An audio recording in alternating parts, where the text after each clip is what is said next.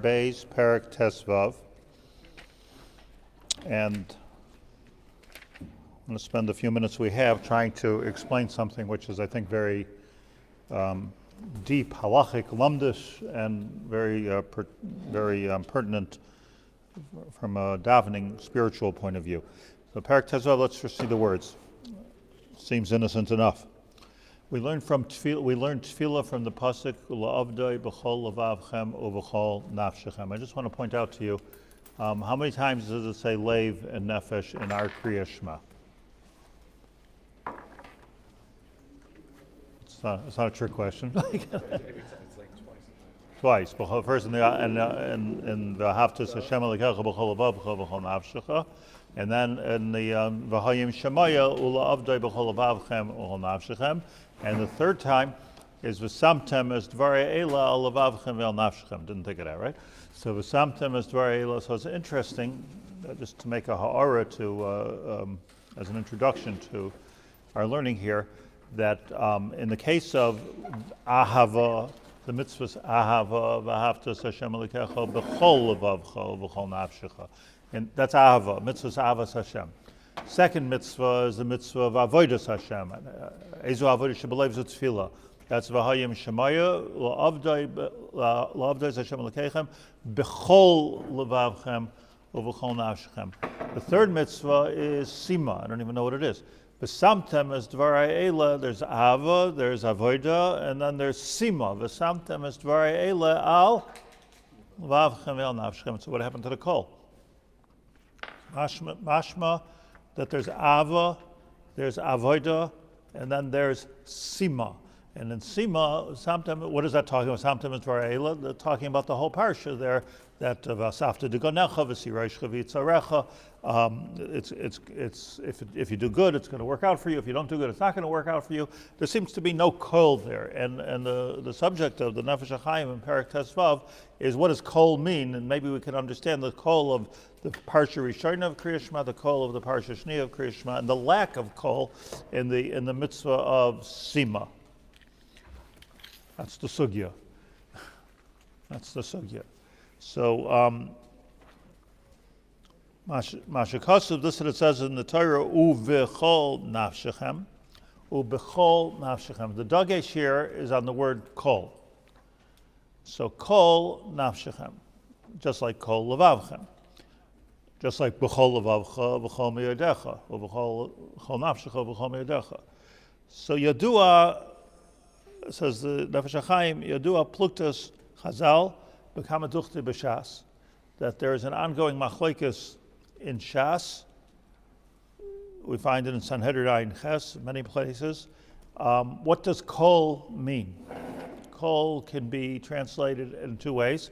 Manda martevas kol pirushai kulai, ulachab manda mer pirushai mixas. How does kol mean mixas? Kol dehu. Mixas. Mandamar pirushay mixas v'chol shehu. V'cheinu inyan kan shneim amitim. So let's first know what we're talking about. The Gemara has a case as follows.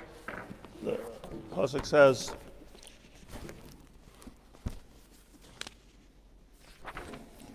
in Parshas Emor, v'ish ki yake kol nefesh adam. It's good because we're talking about kol nafshechem. Yish ki yakek kol nefesh adam. Mois yumas. Okay, it's pretty strong. Yish ki yakek is talking about you killed somebody. So if you killed somebody, mois yumas, you get the death penalty. Rashi says, Lefish nemer make ish. It says Yakir, just says you hit him. It doesn't say you killed him, right? So Rashi says, since it says in Shmois, Maki Ish, and there it's talking about killing, so he's quoting a Gemara, Ein li el shaharag es ha'ish. Talk about you killed the guy. So you killed the guy. You killed somebody. So it could have just simply said, V'ish ki yake nefesh adam. The person kills another person. For what is this call? Ish ki yake kol nefesh adam.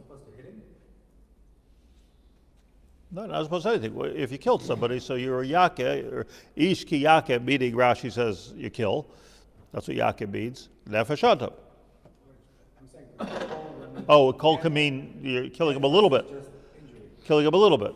Right. so the question comes out from the kol. Correct. I'm sorry. For the kol, it comes out that the question really is, can you you can't be a little bit pregnant? Can you be a little bit dead?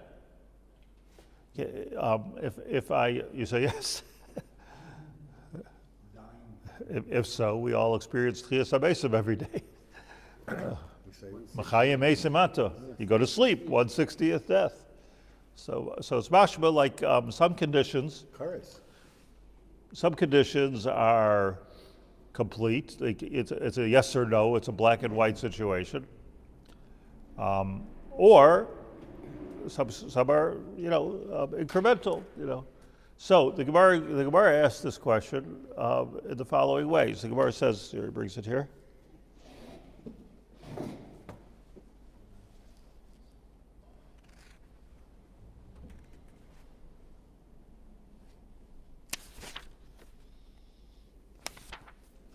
Ish ki yake. So he brings Tana Rabbanon. This is the Gemara that the Nefesh HaChaim is bringing. Hikuhu asara b'nei adam ba'asara makoles v'meis. Okay, a gang war. So hikuhu asara b'nei adam. 10 people come to attack. This is by the way the chap of gangs and terrorists and these things, that they come as a mob. So if they come as a mob, so nobody's chayiv. Who are you going to be mechayiv? I didn't kill him. He killed him. I don't know. Who dealt the death blow? Or does it not make a difference? So the Gemara says, the Gemara discusses everything. The Gemara discusses this, that hikuhu asara b'nei adam ba'asara maklois or makoles v'meis. So 10 people standing in line, let's say, bein b'bazachas, bein b'zacharzeh, 10 people standing in line, each one has a baseball bat, and each one hits the guy on the head. Am I getting everyone in a good mood? Right? Just, And the 10th guy scores the home run. So, on the other hand, if the 10th guy would have just hit him, kacha, so he wouldn't have died. It was the accumulation of the nine hitters before him which caused the 10th guy to be the Rotzeach.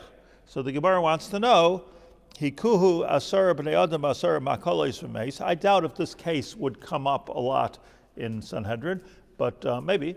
But I think really what the Gemara is asking is a more profound question, is each one killing him a little bit? And now the guy finally who's killing him, is it just killed him a little bit? Or is death a black and white situation that, look, until you got here, number 10, he was alive? The death blow. So you dealt the death blow. So therefore you killed him. But yeah, but you also killed him a little bit.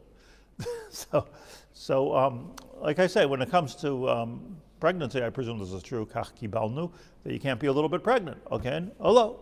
Is there any other case like that? It's a medical situation which is absolute. Death gufa, but here we're saying that it's interesting because pregnancy is the beginning of life, and death is the end of it. So in pregnancy, it's a yes or no situation. Well, so that's it. That's gufa the question. It's not a clear thing. So somebody goes, God forbid, and smacks a goses in the face, or unplugs his device, his respirator. So like he can argue, maybe he's correct, that look, I'm not, he was 90% dead. So that's that 90, that little 10% death. I mean, Svarim have written about, is that called killing? So the conventional thing that you're supposed to tell doctors is, that's you killed him. You killed him. you are killed him. You killed him. You're chayav. If there would be Edom and Hasra, we would kill you. That's what you're supposed to do. Just let's question whether it's true. This is not the subject of our shir here, but is it true? So says the Gemara. He might happen. Maybe he won't end up dying. So until he's dead, he's not dead, right? And somebody died. No, I'm saying when he's 90% dead, he's not dead because sometimes doctors are wrong. Sometimes It could be, but the fact that he died from something that a live person, a healthy person, wouldn't die from is the haraya that he was a little bit dead. That's the category of ghosts puts him in that category. That's what a ghost is. That's the halachic category of ghosts. But so what? If he was already dead, so like there's a din of there's a whole. We need the category. There's this whole sugya of a heart. Well, you're jumping the gun. There's a whole sugya of horeges hatrefa. It's a sugya. So horeges hatrefa. It's not so pashut if a guy's if you're looking out your office window of the Empire State Building and you see a guy falling, and you ask him how you doing. Well, so far so good. But you look, you got a couple seconds to look down and see that there's no way he's going to make it. So it's a Gemara's case. So you take a shot at him. What the heck? So who killed him? He was a monotavra. The Gemara has this situation of monotav. I'm not saying this is like Rabbi Yisrael Salanter would do this, but I'm saying that were you hiring as a nefesh?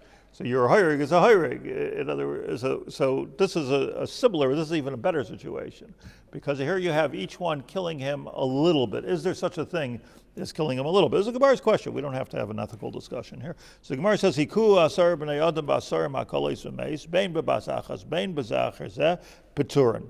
They're putter. Who's putter? Verse 9.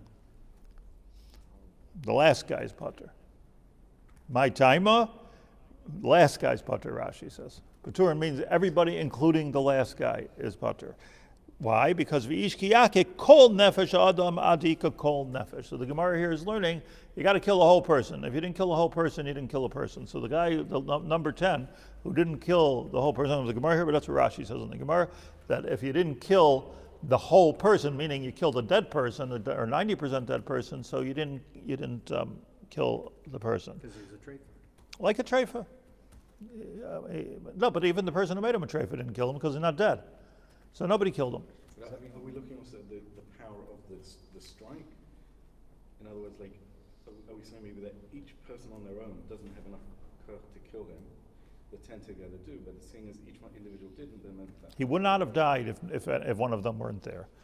So everybody, and so nobody, according to the first man Amar in the Brisa, nobody's chayiv because nobody killed ish kine, and that's the limit of the pasuk of ish kiyake kol nefesh adam. You have to kill a kol nefesh. Yeah. Also the Torah of a nation. Maybe. So okay. I'm not like good at life and death issues on regolachas. I'm just saying I'm saying that that this is a machlokes in the Gemara. First of all, there's a lot of to go from the machlokes in the Gemara to the hospital room. But the Gemara says theoretically it has to be kol nefesh. This is one shita. He only brings here in the Targum one shita. But there's a machlokes here in the Gemara. The Rabbanan come along and say, V'das Rabbi Yehuda ben Beseira brings in the bottom here. That's the sheet of the Rabbanon. Das Rabbi Yehuda ben Beseira da achrein chayiv. The last one's chayiv. It says you have to kill kol nefesh. Kasha. Sfir lei kol nefesh afilu mixas nefesh. It killed him a little bit. If all 10 killed him at the same time, they'd all. So 1 second. So why aren't the first 9 chayiv? They also killed him a little bit. The answer is, but he didn't die. So in Brisk, they would say you killed him, but it was missing a shear.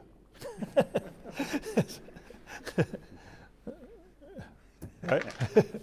So you hear there wasn't a shear. He's breathing. There's no shear misa here. But so Elachnavi, you did a misa ritzicha, but the last guy, he killed him because he's dead. So the machlokes here in the Gemara, I feel it mixes nefesh.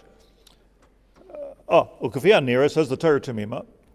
Also Avalazhaner. Ukafia Nira. Pliga babir hamuvan milas kol. What does kol mean altogether? The Rabbanan sphere like kol kulay mashma, that the Rabbanan hold kol means kulay. You have to kill a whole person. You can't kill a half a person. Rabbi Yehuda ben Beseris like kol pirushay kol dehu.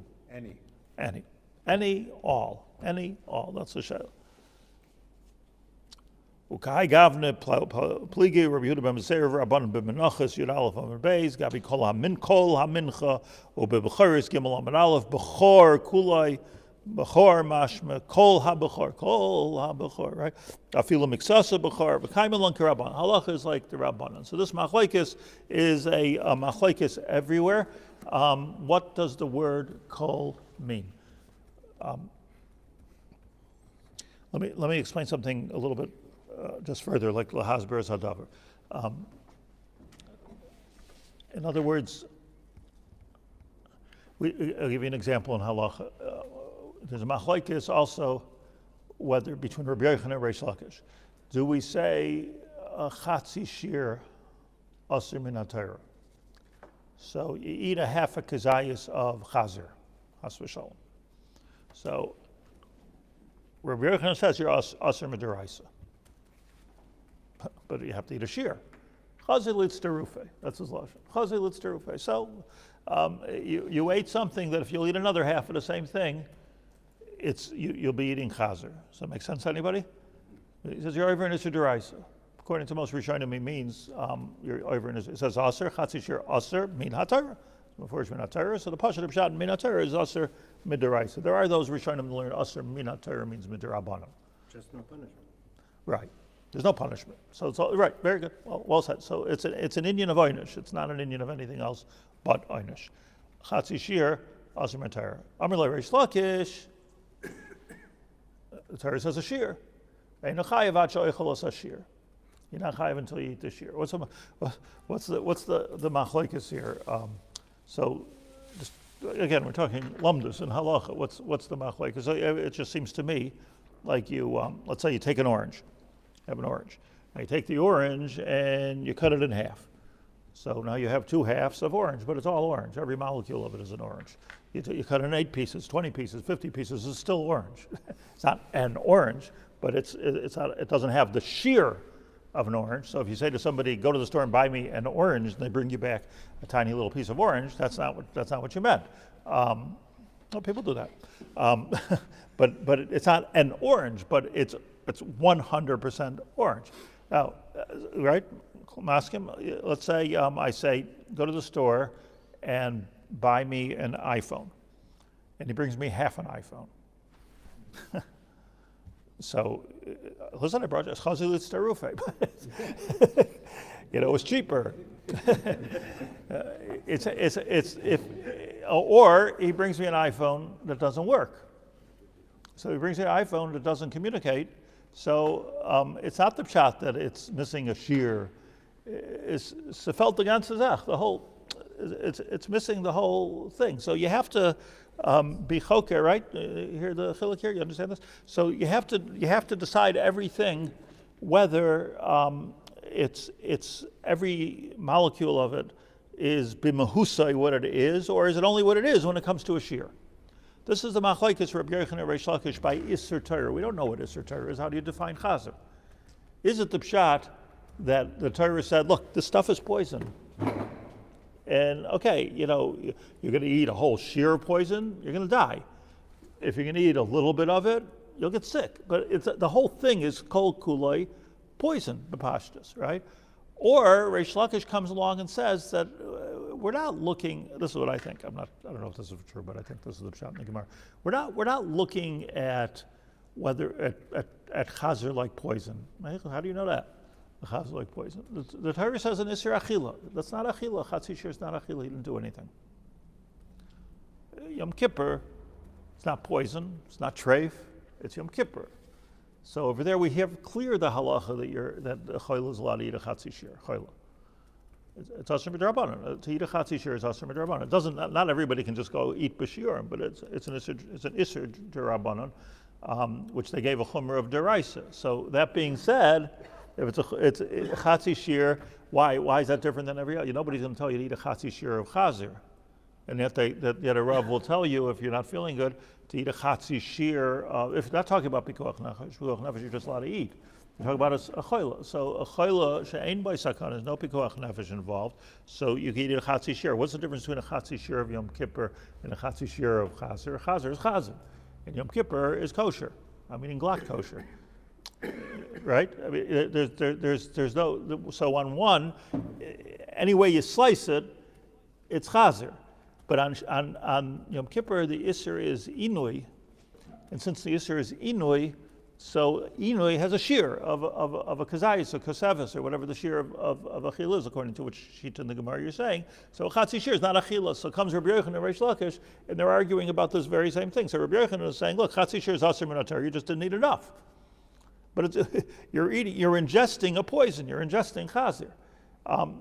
The same question can come up in any medical issue. Like, is it etzem?